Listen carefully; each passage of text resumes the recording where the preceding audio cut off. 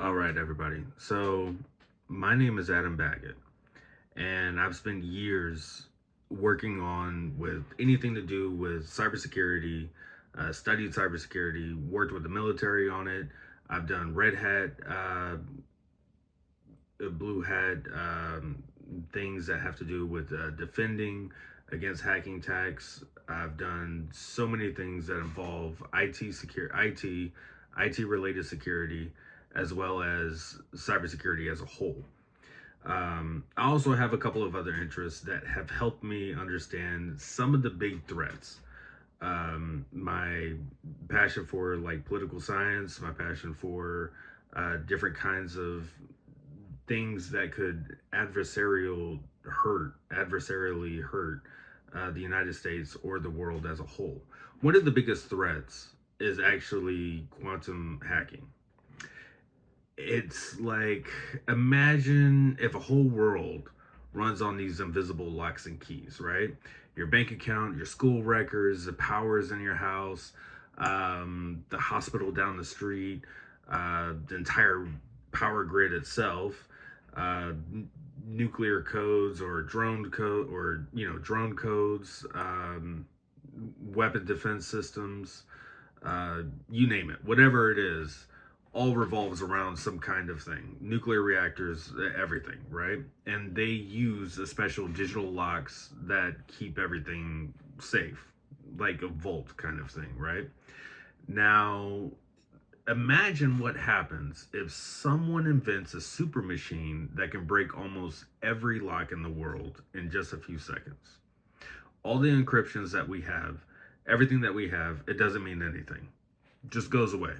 One of the biggest things that I've learned when it comes to cybersecurity is that no matter how safe you think you are, you're never really safe. That's why there's always continuous monitoring, and that's why there's always stuff that you have to do to implement. That's why they always have so many patches. That's why there's these 0 day effects of these attacks, 0 day attacks, where they come in, nobody knows of what this attack is, nobody knows what it is, but they go in through a back door or through something, and they basically hack the entire system, or they can get into the system.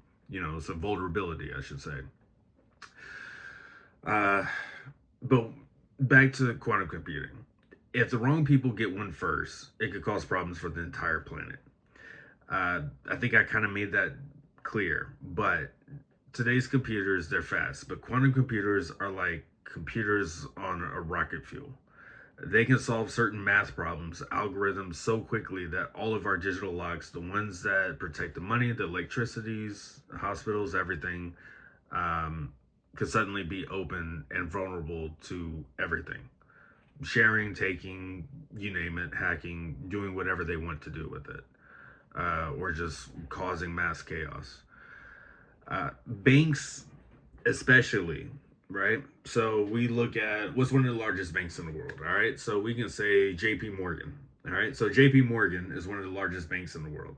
You have BlackRock, which holds $15 trillion in assets, right? So they're the largest financial trade thing. You have other things like that.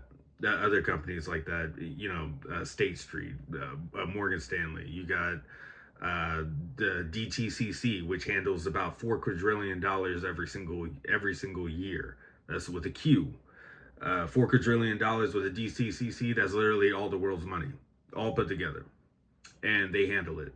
You have the Bank of International Settlements that's over there in Japan, right? And what do? They do all the trust house and clearing stuff. They do all of this, the ACHs, all that stuff. Now imagine somebody comes in and hacks the entire thing. You don't have much of anything to deal with.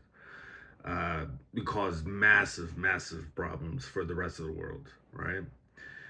Not only that, you have impersonator attacks. So somebody can impersonate you, move money out of your account, change your records, uh, break into your credit card payment systems. It's like, it's something terrible like this, right?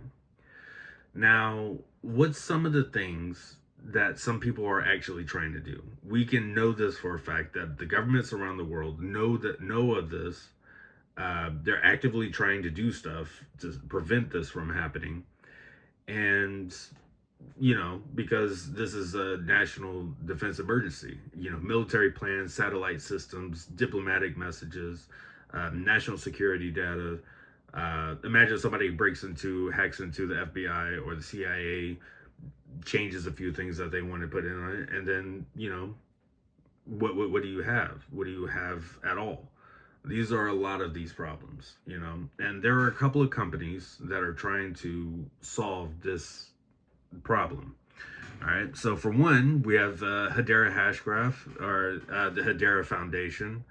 They're linking up with SealsQ, and SealsQ deals a lot with satellite technology, a lot of things like this. Hedera is mostly on a blockchain, and they're basically trying to create a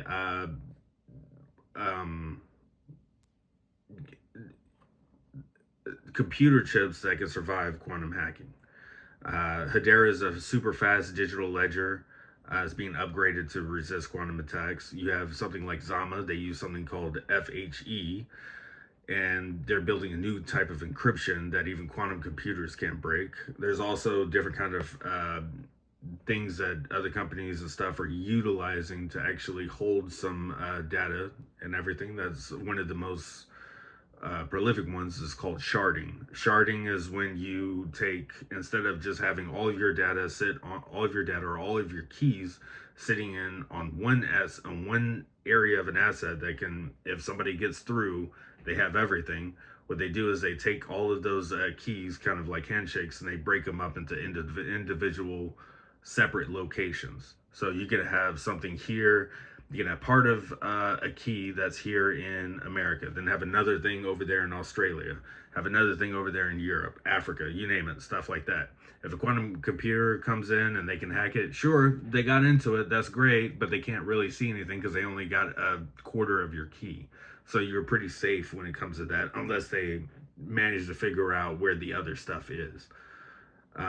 More than likely, unless there's something seriously involved, they're not going to really go into that because they want to get the most quickest items imaginable. These kinds of things was helping. I shouldn't say help, but these kinds of things and these kinds of problems is what's actually bringing the entire world accelerating into utilizing things like a blockchain technology, things like uh, everything else, because they have to use digital assets, utilizing with the blockchain because they're starting with it being powerful enough to stop quantum hacking, or at least to resist it a little bit more so than a antiquated network of stuff.